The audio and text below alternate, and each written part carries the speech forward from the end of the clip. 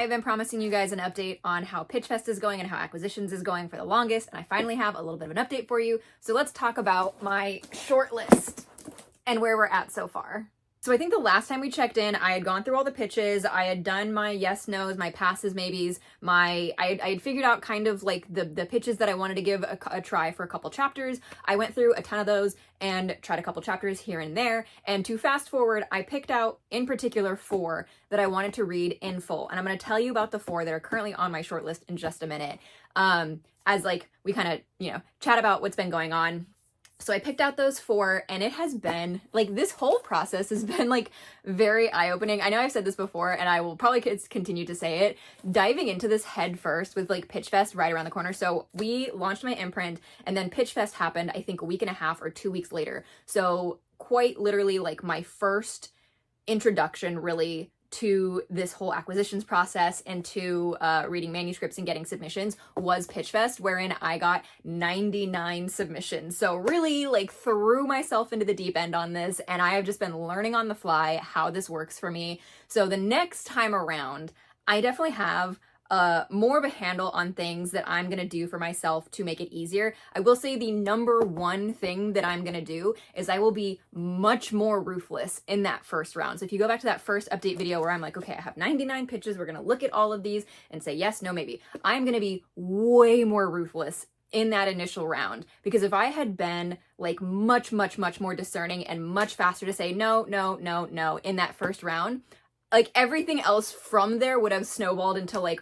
working faster and being easier. So now I know that will be like a big part of future acquisitions processes. But this has been a really great learning experience. This has been a ton of fun. I've really had a really great time doing this, other than the fact that like it's really stressing me out, but it's a good kind of stress. This has been good. And then last week I had a meeting with Shira, who is the acquisitions director at Bindery. So when I, find one that I want and I say, hey, I want to offer on this, I go to Shira, and Shira is the one who is making those offers on my behalf. So I can talk to Shira about like what I want to put in the contract, anything that I want to add, anything that I want to take out, any notes that I have. Shira is going to be a really good contact for me on here are my notes that I have on this manuscript. Does this seem like a good amount of notes? Does this seem like a standard dev edit? Or does this seem like I have so many notes on this that if I really felt strongly about it, I could contact the author and it would be a revise and resubmit? Like, how do we feel about that? So Shira is going to be a big part of my contact in doing all of that. So she and I met last week. We talked about where I'm at in the process, how things are going. We talked about a little bit about a timeline of what we're currently looking at. And it's just been really great. So the other part of this is that today, very much like literally today, I'm going on vacation for almost a week, but a little less than a week. And so I won't be doing any like work other than reading. We'll get to that in a second. So I'm having another meeting with them next week to talk a little bit more where I'm at. Anyway, let's just get into the shortlist. So in all of my reading, in all of my pitches that I was reading through, you could see that I was reading on my iPad or I was reading on my computer screen, and that's fine for a little while. For a little while, it worked fine for the pitches, but once I started actually reading chapters, when I was reading, I read so much on my iPad, because if I'm just going to read like 1 to 3 chapters of a thing, I don't want to go through like messing with the files and where I want to send them, because the other option is that I can send them to my Kindle. That's the fast forward. I get to that in a bit. And so I knew I could send things to my Kindle, but like if I was only going to read 1 to 3 chapters of a thing, I did not want to have to worry about like sending the file to my Kindle, downloading it on my Kindle, and then if I don't need it, like deleting it again. Like if I was just going to read a couple chapters, I didn't want to do all that. So I was reading a lot on my iPad. That is not great for your eyes. I was melting my eyeballs out of my head. And then when I found the good handful that I had read a few chapters of and I wanted to keep going, I transferred those to my Kindle, and then I was just reading constantly on my Kindle. And the Kindle is really nice. I can read and do read quite a lot on it, but I was also getting to a point like mentally where like continually reading on nothing but screens was really bugging me, which is how I've ended up with this. I decided to print them out. So these 4 are my big short list, and we're going to talk about these 4. I can tell you a little about what these are and why I'm liking them and why I'm interested in them. But yeah, I printed out all of these. These are very long. I went to Staples and I got paper and I got binders, and I just printed these at home because I couldn't take it anymore. I thought I was like, oh, I could get it and print it out like Kinko's or something for cheap. No, it's expensive to print a lot of pages. It was like way cheaper to do at my own house. Like I don't understand on my home printer. I digress. So here's my short list. let's chat about them. I will say before we get started, they're all numbered. Obviously, it says bindery manuscript 1 through 4. The numerical distinction on these is completely meaningless. It has nothing to do with like a ranking or like when. I think maybe, actually no, I was gonna say maybe it's like where they were at in the submission, like when they were submitted, but even that's wrong. So no, they're just completely random. The numerical ranking means nothing in this. So, of my 4 shortlisted manuscripts, these are the 4, that I'm going to read in full. I have read in full 3 of them, and I'm still working on 1. My hope had been that I was going to read all 4 of them before I went on vacation. That did not happen, so I am still reading one of them. I am still in the middle of it, and ironically, it is number 1. So number 1 is the only one that I have not finished yet. So I am currently here at it. Number 1 is also the longest submission that I received, but let's talk about it. All right, I'm gonna figure out in editing how much I'm allowed to tell you guys so I can cut out anything I need to, but bindery manuscript number 1, let's chat about this one. So, all right, change of plans. When I went back to edit that and was like listening through everything that I said, I actually feel like I said way too much. I know that I said I was like, oh, I can just cut around. No, I think I said way too much. I actually feel like I need to be way, way, way less like detailed and specific about these things. So, and there's no easy way to like cut around it. So I'm just going to re-record it. Here's the problem was that like I recorded that. I was like moments from leaving. It took me 48 minutes. I don't know if I don't know what made it into the final version of that video or not. I was recording for 48 minutes and it was like right as I needed to get ready to go. Like I was literally in the middle of packing and was leaving. I think I left like less than an hour after I filmed that video. I was like, I'll film it and then I will edit it when I get to the cabin and then I can post it from there. No, I don't like what I said. So I'm re-recording it here because this is what happens when I try to do things too fast is I end up just having to redo it later, which is what we're doing now. Would you believe this is the best lighting in the entire place? So yes, I'm looking much less put together. Everything of this is gonna look a lot worse, but fuck it, this is where we're at. So let me talk you through these manuscripts. And this time I wrote things down. I'm not just going off the cuff. So I wrote things down and I'm going to read you as I did in the other version as well. You don't know that. You don't know what I did or didn't do in the other version. You're never going to see it as I did in the other version, which you don't know about. I'm going to read you a very short snippet, kind of the opening line of the pitch letter. Usually the part that tells me like the comp titles and the length and everything.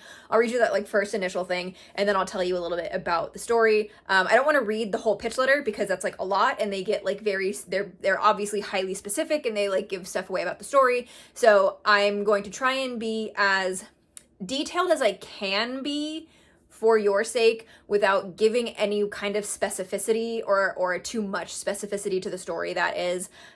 So I basically want to give you guys an idea of these are the books that are on my shortlist. What kind of grabs your eye? Obviously, you're not able to make any sort of judgment on like how the writing actually is, how the story actually unfolds. But as far as like a pitch and a plot, like very sort of general synopsis of what's going on and sort of the character introductions that I'm going to give you guys, what kind of grabs your eye? What sounds interesting to you? So let's talk about number 1. Okay, so I pulled up the pitch letter here. This is what the bit of it that I can tell you says. Title is a 170,000 word tongue-in-cheek homage to 90s epic fantasy travelogues, but a little more modern and a lot more queer. Political shenanigans, bipedal feathered riding dinosaurs, semi-sentient prophecies, and fake it till you make it chosen ones. It has the rich world building and the intersection of politics, culture, and language of Arkady Martine's A Memory Called Empire, with the fish out of water protagonist of Catherine Addison's The Goblin Emperor, and a hefty dose of the voice and structure of Lois McMaster Bujold's World of the Five Gods series. This is the one that I'm still working on. I have not finished yet. This is where I'm at. I'm about 30% into it. I think that actually might be in the wrong spot. But number 1, so as I mentioned, it's 170,000 words, which is the longest submission that I got. That's on the long side. In order to give you, I'm going to give you some like comparable length for each of these as I tell you how long it is so you kind of have an idea. Typically, your general novel is going to be around 100,000 words, so 170,000 is pretty long. So around 170,000 words, you would find books like Jade City, The Blade Itself, The Bone Shard Emperor, and The Bone Shard War, all roughly within like give or take 10,000. And 170,000 words is about 25,000-ish words longer than Tress of the Emerald Sea and The Adventures of Mina al-Sarafi. So that's kind of lengthwise where it's at. I don't want to fuck this up, so here's what I wrote. Here's what I wrote down. So our main character is in his mid-40s. He's a quartermaster at a prison. He's about 5 minutes from retirement. He's at the very last leg of a 25-year term of service in basically the army for this empire that he lives in. He's just finished a nearly decade-long assignment very far from home. He's very happy to be back. He is really just trying to get through this one last bit before he can retire. He has a good, comfortable pension for his 25 years of service and live out a comfortable retirement. Important to know, he is an orphan. He was in an orphanage. He was a foundling, born and raised in his home country in this empire, but ethnically he does appear to be from a neighboring country. One day at work, he gets a message from a very, very important figure, very high up in the government, kind of the kind of person where you'd be like, why is this person, I'm nobody, why is this person contacting me? Within the message is a time and a place to meet. Long story short, he ends up abducted, deported, and magically exiled to the country he appears to be from, which again, he has no connection to. He doesn't speak the language, he doesn't know the culture, he just happens to look like he was from there. When he arrives after this abduction and deportation, he's given some vague, mysterious instructions that he decides to follow, hoping to find somebody who can tell him what the fuck is going on, and all he wants to do is go back home, which is seeming more and more impossible with every step. Broadly, it appears that our main character may be an unwitting pawn in a big political machinations type of thing that he has no desire to be a part of, no experience in dealing with, and frankly, no business being anywhere near. He's just a normal guy. He's basically an accountant. He is 5 seconds from retirement. He just wants to go home. Also, I believe there's a prophecy involved. The voice in this is very, very strong. The voice of the work, super strong. It's got this really funny, irreverent tone that holds really well and very strongly throughout the writing. And it's got really strong world building. We've got fully fleshed out countries and politics and languages and cultures and flora and fauna and food. There's clearly a lot of thought behind the world in this story. Also, our main character is asexual. This is own voices from a queer ace woman author. This author has an MFA in creative writing popular fiction, and she has multiple published short stories. So there's number 1. Number 2, from the pitch letter, what I can share with you. Title, a Pitch War selection, is 113,000-word adult fantasy with crossover appeal to fans of the historical India-inspired setting of Tasha Suri's The Jasmine Throne and the complicated family and gang dynamics of Jade City by Fonda Lee. So manuscript number 2 is another second world fantasy. It's dual POV. It does appear to be the start of a series, though I am unsure how long that series is. The pitch letter doesn't mention it. It's something that I would ask the author about. At 113,000 words, it's a similar length to books like Circe, Addie LaRue, A Study in Drowning, Chain Gang All-Stars, Light from Uncommon Stars, kind of in that general area. So as it mentioned, the historical India-inspired setting of the Jasmine Throne kind of thing. So this is sort of a fantasy version of India around the time, shortly after it was colonized by Britain. We have 2 main characters because this is dual POV. Our first is the brown-skinned adoptive daughter of the viceroy, the man who essentially runs this territory for the crown, the guy that they installed as the leader of this territory, She was orphaned when her mother died in a factory accident, and after she was adopted, she was brought up by the viceroy as his own daughter with their culture and their values fully disconnected from that of her people. So she's had the best of their education, a big home, an important, powerful family. She's never known hunger. She loves her family, and she has also always really wanted to help the people of this country. When she was young, she played with other kids in the streets, would bring them food when she realized they were hungry until she was forbidden to do so. And she wants to put her education and her position to use, but as the narrative starts, she's very naive about how much any amount of education and manners will make these white people look past the color of her skin. Our other main character number 2, is a man who runs one of the most feared gangs in the city along with his 2 brothers. This is where the Jade City comp comes in, though it's less about being at odds with other gangs, and it's more so about being at odds with the colonizing government. So this is a family affair. There are 3 brothers at the head of this gang. There's our main character, who is pretty hot-headed, always wants to go in guns blazing, always wants to fight. There's the second brother, who is always up for a fight, but is more cool-headed, really wants to play the game, really thinks that he can work the politics of all of this. They butt heads a lot. And then there's the third brother, who is the mediator between them, is kind of the middle ground, really kind of keeps things chill and calm. Things really kick off when character 2's brother is raided, captured, and arrested, and of course the one who gets arrested is the mediator of the 2, so the only 2 left are the 2 that are always butting heads.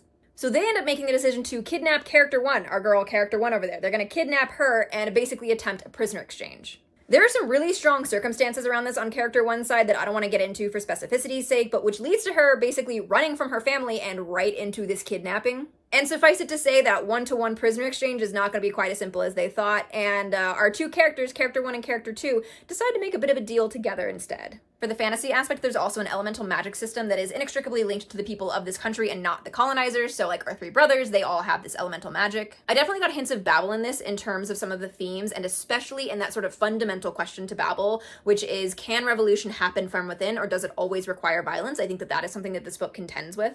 It, of course, deals very heavily with colonialism, what is essentially the British colonizing India, but also of the caste system within India. The characters in this are really strong, the pacing is really good. It's definitely one of those things that's very easy to pick up and, like, forget to put down.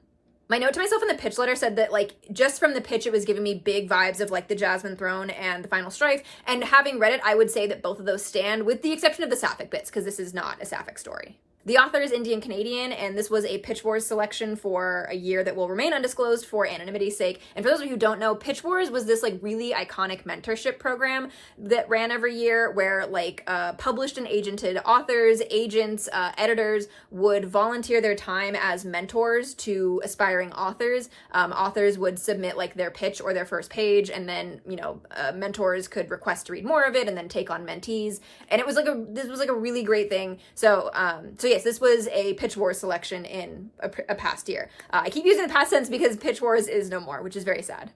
So that's number 2. Manuscript number 3. From the pitch letter, title is a 139,000 word fantasy for readers of layered, multi-point of view, queer stories like Hannah Kaner's Godkiller and Andrea Stewart's The Bone Shard Daughter. So this is another second world fantasy. It's multi-POV. It is 139,000 words, which puts it at around the similar length to The Stardust Thief by Chelsea Abdullah, The Unbroken by C.L. Clarke, You Mean the Nightmare Painter by Brandon Sanderson, Dark Rise by C.S. Picot, similar to those books in length. So in this one, we've got 3 POVs. Our first POV is a half-elf, a foul-mouthed pickpocket living a fairly anonymous life who wants nothing more than to get out of the city that she's living in. A free city untouched by the encroaching religious empire outside its walls, but she is desperate to make her way elsewhere. A big part of the reason she wants to leave is she faces a lot of discrimination for being half-elf. She is too elf for the humans, too human for the elves, as it goes.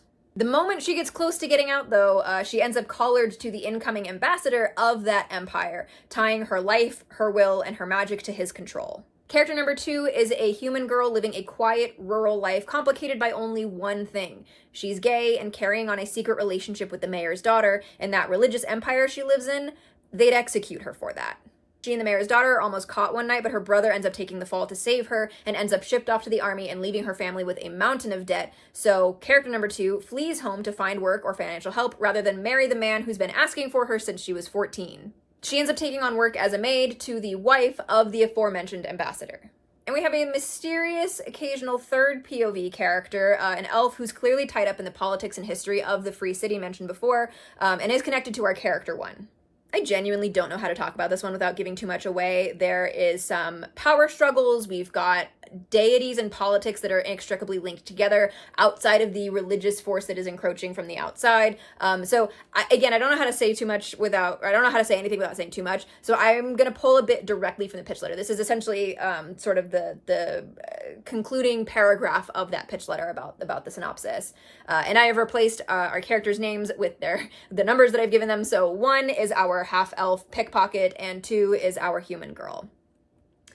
So it says, 2 only wants to keep her head above water as her mistress's demands force her deeper and deeper into the shadows, while 1 will burn this world and the next to the ground to regain her freedom. Forced together by proximity and forces beyond their imaginings, 1 and 2 must decide if they can trust each other to save themselves or be swallowed by the power-hungry desires of men. So in this one, we've got an interesting world, an interesting magic system. I was particularly struck by how strong the opening chapters are. It's like really kind of grabs you kind of first chapters. It does a really great job of each one introducing the character that it's about and giving you the general vibes of the world and the sort of like the feel of everything. So there's number 3. And then we have manuscript number 4. So number 4 is the most different of these. It's not fantasy. It is a near future sci-fi romance. So from the pitch letter, title is an 80,000 word sci-fi romance. After getting unwillingly dragged into an android uprising, an android assassin gets stuck solving murders he doesn't remember committing with the help of a grumpy human detective who was supposed to be his next target. I will tell you, when I read the full pitch letter for this, I think my note for it actually says, murder bot but add amnesia and make it gay, ? And it was like, I need to read this. So as mentioned, this is our near future sci-fi MM romance. It's 80,000 words, so it's the shortest of my 4 shortlist manuscripts, which puts it at a similar length to Paladin's Grace by T. Kingfisher, Long Shadow by Olivia Atwater, Can't Spell Treason Without T by Rebecca Thorne, and a bit shorter than Half a Soul by Olivia Atwater. So this is MM and dual POV. So character 1 is our human. He's a grumpy private detective, an ex-cop who became disillusioned with the force and quit, and who lives with chronic pain and a mobility impairment since being shot in the knee, and is pretty unwilling to like admit to or work with his disability, and he is hired on by an android rebellion group to investigate a series of murders. Character 2 is the android assassin who's committing those murders, but with each kill he's assigned, his memory is wiped, so he has no memory of these killings. He has no idea why he's been assigned to kill these people. So our plot contrivance is that the detective is the android's next target, but the hit goes wrong and they end up capturing the android instead, and they mistakenly believe him to be, you know that thing in Murderbot? So like the whole premise of Murderbot is that Murderbot has hacked its governor module, which is basically the thing that makes it follow orders. So it hacked its governor module, so it does not have to follow orders anymore. Well, that's a thing that can naturally occur in androids in this world. Like they can naturally sort of gain sentience, no longer have to follow orders, feel emotions, that sort of thing. And the group mistakenly believes that that is what has happened to this android. So they end up bringing him on and tying him to the grumpy detective, who they task with showing him, you know, the world of emotions and choice and free will and all things happy and good, which this detective really wants no fucking part of. Meanwhile, the android is still tied to its mission, but is like playing along for the mission, you know? Thus, we have the forced proximity. Whatever could happen. This is genuinely laugh out loud funny. The writing in this is very funny, and I'd say that this world is sort of like the precursor to Murderbot, where like we haven't yet gone to space and we're not doing like the planets and stuff, but we've got androids and we've got the sort of beginnings of the dystopian megacorporation. Like if Murderbot is like the far future of our world, this is the near future like stepping stone to get to that like capitalist dystopia sort of thing. This author is a queer woman who has written and I believe self-published multiple LGBTYA books, and her first traditionally published book also came out earlier this year. So there you have it. There's the talk through the 4 manuscripts. I feel a lot better about that than like trying to weirdly cut around what I said last time. Whatever. So yeah, I'll splice this into that as instead of what I had there. So there's that. So there's the short list. There's the 4 that I'm currently working my way through. I obviously have a lot of thoughts and feelings about the ones that I've read that I'm not sharing too much. I'm curious to get your guys' input on like what pitches sound really interesting to you, like what sort of like synopsises sound really interesting to you. But yeah, that's where we're at. I have read 3 of these in full. I have a ton of notes on all of them. I am currently in the middle of reading number 1, the longer one. So while I'm out of town, I will hopefully get that finished, kind of piecemealing it here and there. But yeah, that's where I'm at with these. This has been a really crazy process to be like reading somebody's book. I will tell you, one of the hardest parts is that I have gotten so used to being able to like yell about the books that I'm reading and talk to people about them and be like, hey, like this is a book that I read, let me tell you about it. And I legally can't do that here. I can't tell anybody. I can't say anything about it. It's hard. I'm not used to this. So I will be very excited when I can tell you about one of these, perhaps, maybe, hopefully, potentially. But yeah, that's where we're at currently. I am hopefully gonna get this edited and posted today. And I was gonna say finish packing, but I gotta start packing. Also, I have been recording, I can see my little timer, for 48 minutes. This video is gonna be like 12 minutes long or something. I've been recording for 48 minutes. So I need to get packed. I need to get my car loaded up and head out, and then I will be on vacation. It's my birthday this weekend, so what a cool thing to be spending my birthday doing, reading books to publish. Yeah. Okay.